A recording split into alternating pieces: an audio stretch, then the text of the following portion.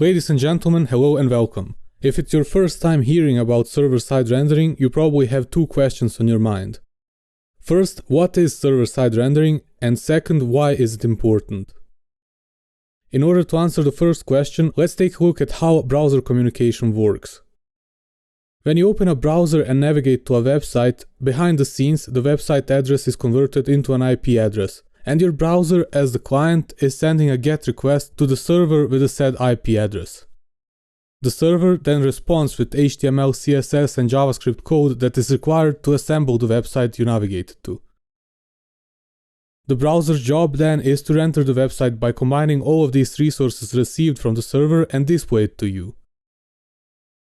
This is called client-side rendering.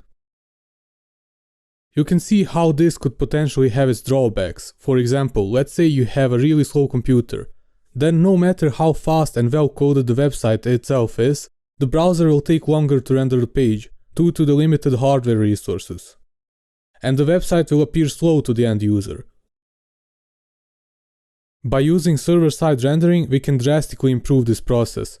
If your browser sends a request to a server-side rendered website, now the server will do all the work of assembling the HTML, CSS and JS and respond to the browser with a page that's already prepared to be displayed to the end user. And the browser doesn't need to do any additional work. This way, even if the client's computer is really slow, the website will still be loaded in a consistent time. If this huge performance improvement isn't enough to convince you that SSR is important, there's another huge benefit: search engine optimization.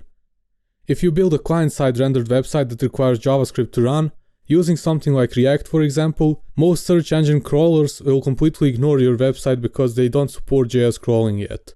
Google is the only search engine that supports this and is able to crawl and index such kinds of websites, but it still takes much longer to index your pages and still ranks them lower.